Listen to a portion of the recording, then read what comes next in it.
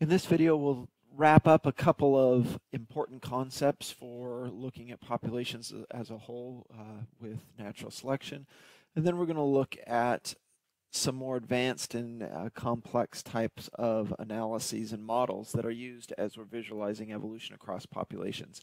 Now, for each of these, we're not going to get into a lot of detail. We'll just kind of give you an overview and hit the highlights. So first off, we've kind of talked about this already, but let's look at a compensatory mutation.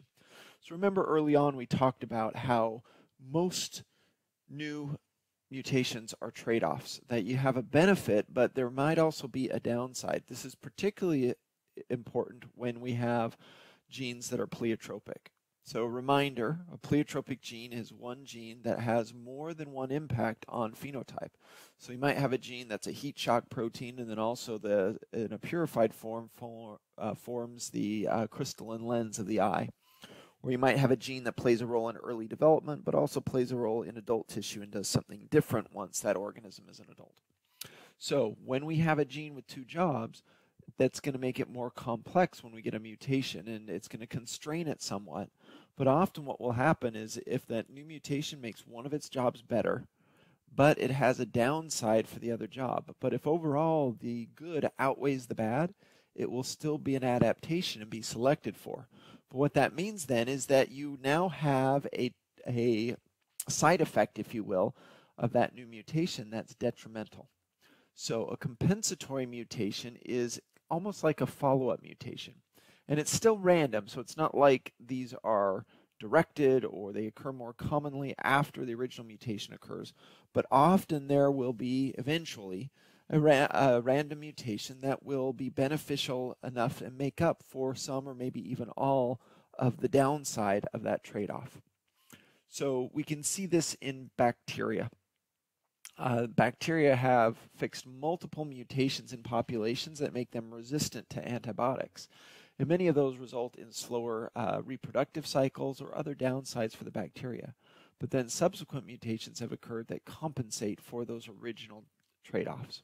Okay, so here's an example. We have two genes on a bacterium's genome, and bacteria only have a single circular chromosome. So they don't have mixing and matching, they don't have recombination. So a mutation occurs in that R gene, and that big R represents that now it is resistant.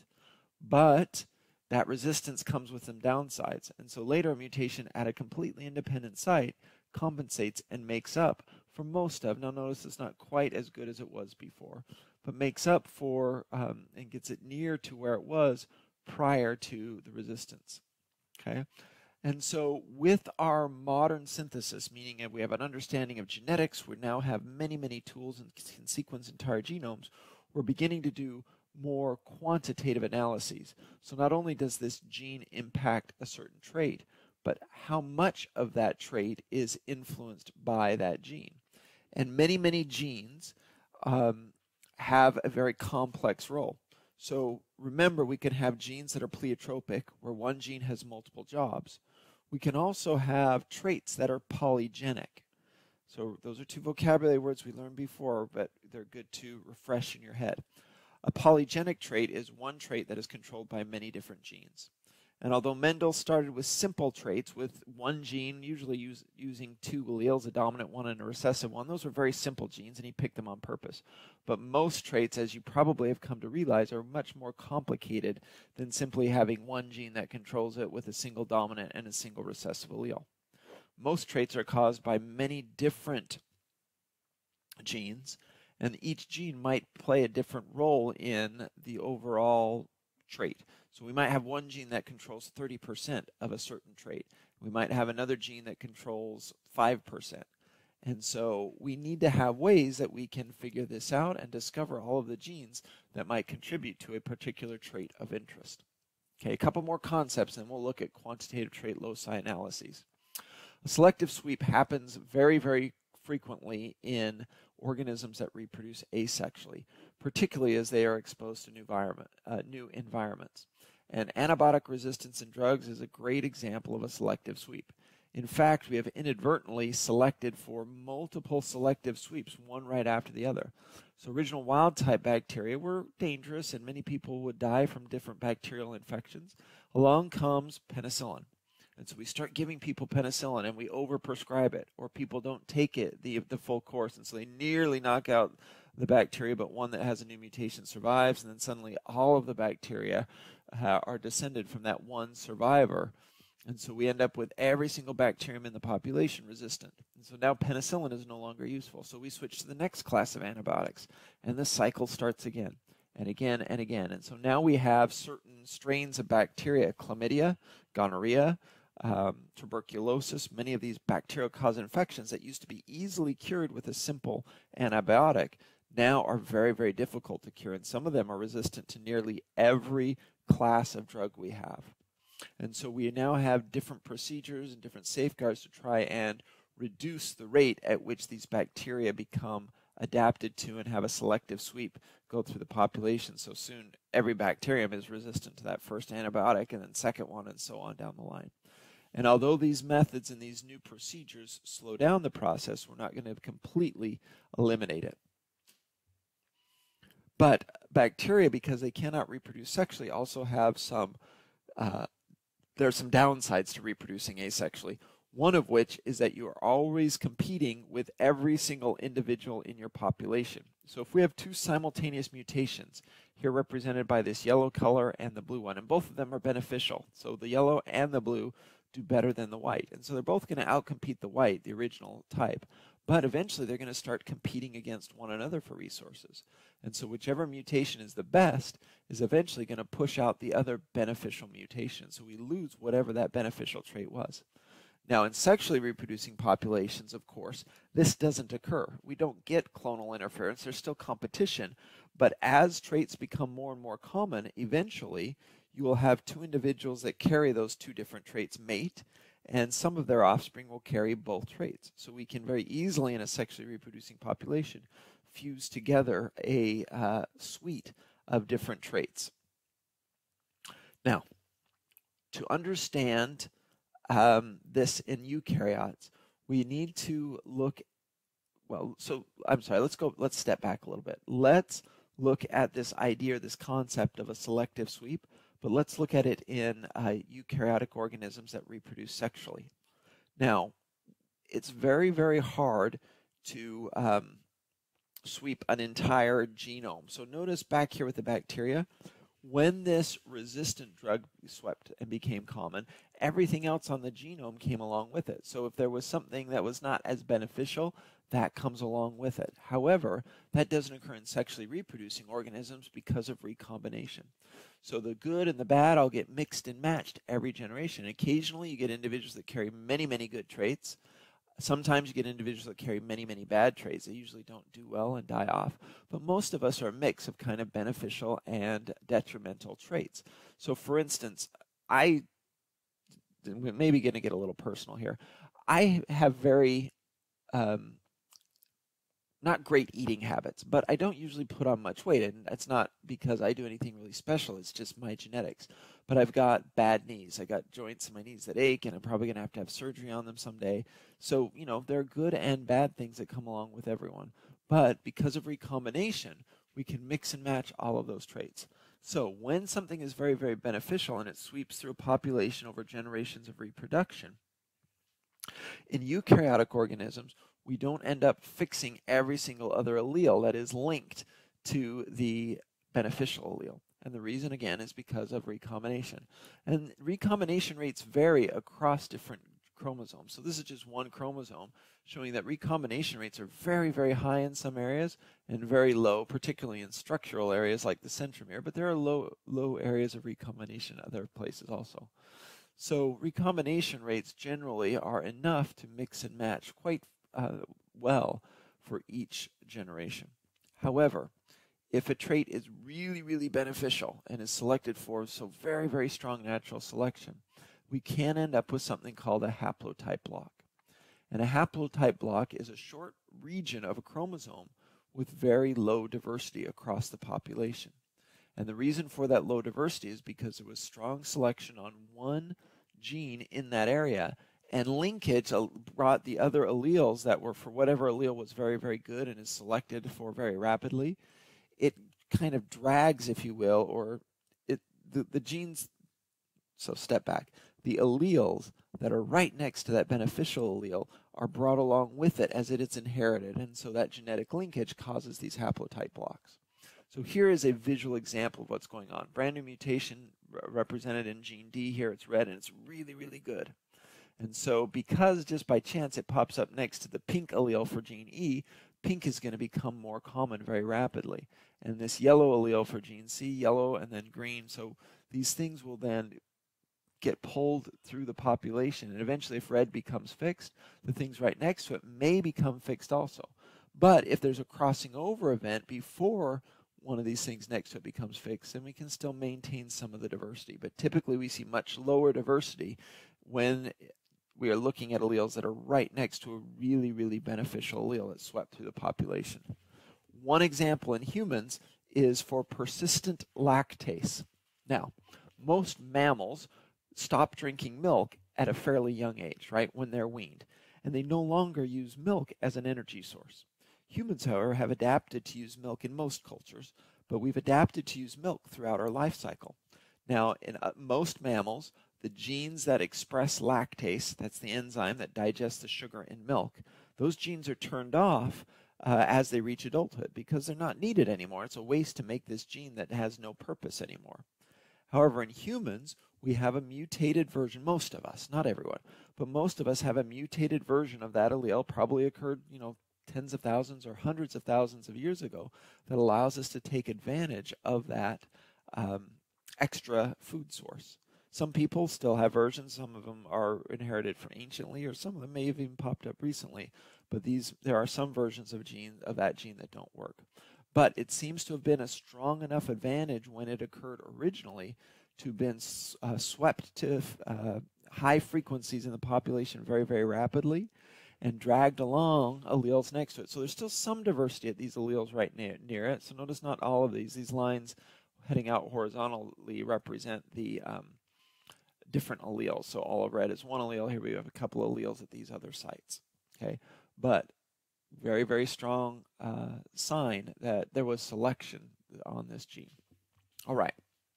So the last concept we're going to talk about in this lecture is a quantitative trait loci analysis. Big words, we'll just abbreviate it with QTL. Now, a QTL is a way that we can identify all of the genes that contribute to a trait of interest. And it can be any trait that we're particularly interested in. Many of these early studies were working on model organisms, and they picked a trait that was really easy to measure and figure out just because, that was nice and easy to do. But as we've gotten better tools and bigger data sets, we're able now to investigate genes that are in humans, which we can't do the same sets of experiments in humans that we can do in mice or fruit flies, but we're much more interested in them. They have a more direct impact on our species. So here's how QTL works. As the name implies, the very first thing you need are these quantitative traits. So we need to look at a trait that can vary widely and has different phenotypes across different individuals. So heart disease might be an example. Now, what genes in our genome are contributing to the genetic component of heart disease? And that can be very tricky because, again, sometimes genes can have 2 or 3 jobs. So we might even have genes that we've already identified one function for, but they may play a role in the development of heart disease also. So what we do is we gather a large set of genetic markers. And a genetic marker is just a single base pair or a small group of base pairs for which there is variability in the population. So one individual might have a T at that position and another individual might have an A. So we have marked that as, here's a site that is variable in the human population. And we try to find as many of those as we can that are spread across the entire genome. Okay, so we've got a trait of interest, and we have these genetic markers for which we can measure frequencies. And then what we do is we look at a subset of the population. Now, originally, these QTL studies were done with breeding experiments. We would take 2 parents with different phenotypes. We would breed them together and let them have lots of babies. And we look in the babies which ones carried which markers and which traits they possessed. Do they possess the trait from mom or the trait from dad? And so that allowed us to identify regions and genes that were associated with those traits. But today with big data sets, we can do it in a much more comprehensive way, and we don't have to do the breeding experiments. And so the end result of a quantitative trait loci analysis is a diagram that looks like this. And this is essentially a map of a chromosome. And the green line represents a threshold of significance. Anything above that is a significant association with some genetic markers in that area and the trait of interest. So notice in this chromosome we have two areas, one right here at the beginning and one right here in the middle, for which there is an unusual association of some markers with people who have that condition. So if this was heart disease, we now have a narrowed down region of the chromosome to begin to look for a gene that has an impact on heart disease. And we may not have ever have known that before. Now, the key to this is that the loci themselves do not cause the condition that we're interested in. But if they are close enough to it, then they are going to be genetically linked. So we're going to inherit whatever allele is causing the condition, plus we'll inherit all of the markers that are genetically linked right next to it. So we get this jump up in the association. And so this is part of how we can map and annotate genomes. So annotating a genome basically means figuring out what the genes do, how they interact with one another, how they're turned on and turned off, all of these great details that we're working on. And for some organisms, we have great maps and pretty extensive annotations. For others, we're just getting started. But data is becoming easier and easier to come by, and we're being able to do more and more. Now, the reading assignment for today gets into a little bit more detail about QTL and goes over it, but it's a nice read. It's fairly straightforward, and it's not a scientific paper, but with primary data, but it is a review and is a good one. So take a look at that, and you should have a pretty good handle on QTLs once you get done with that. Now, before we had all of these great genetic tools and the ability to sequence entire genomes, there were other ways that we could do this. The very, very first way of mapping genes onto chromosomes was to do these crosses where we would breed mutant strains, make sure that they were homozygous for whatever allele we were looking at, and then we would cross them with another individual. And then we could look at the outcome of those crossings, and if it violated Mendelian genetics, so if we were predicting a certain frequency of alleles, but they weren't happening, then that meant that we had alleles on this same chromosome that were linked together. Now, on worksheet number 3, you're going to get a little bit of practice just to kind of give you an idea of how some of these early studies were done. So we'll walk you through that, but for now, just know that the very first gene maps were made with these careful crossbreeding experiments and then looking for genetic linkage in the resulting offspring. Today, we have many, many more complex tools. So, of course, we can sequence entire genes. We can use the methods we talked about to identify where coding regions are, right? So we use an open reading frame. We look for promoters. We may map a transcriptome back onto the chromosome. And we do all those things, and then we do QTL studies to find other genes that play a role in traits of interest. And there are many other approaches also. And eventually we have a very detailed map with all of these annotations that say exactly and help us understand exactly how that chromosome is arranged. One other one I'm just going to mention briefly. FISH is an acronym, and it stands for fluorescent in situ hybridization. Basically, it's a way to tag a fluorescent marker to a gene of interest. So if I have it tagged, I know exactly where it occurs. Here we have chromosome probably number 3 or 4.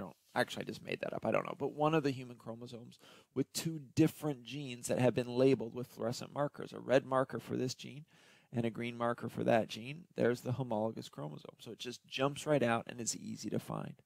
So fluorescent in situ hybridization is a very powerful tool for helping us identify regions of interest. But to do that, we need to know what we're looking for first, right? We just can't randomly say, hey, show me all the genes that contribute to heart disease. If we want something like that, we need to result on this QTL mapping. And so in our genomic age, we have a very rich data sets, and they're getting bigger and bigger, particularly for model organisms, but we're even going to be able to extend that beyond the model system. Okay, so the demonstration, we won't do a demonstration. That's something I do in person, but you'll get it out of the worksheet when you look at that crossbreeding experiment with the fruit flies in the worksheet.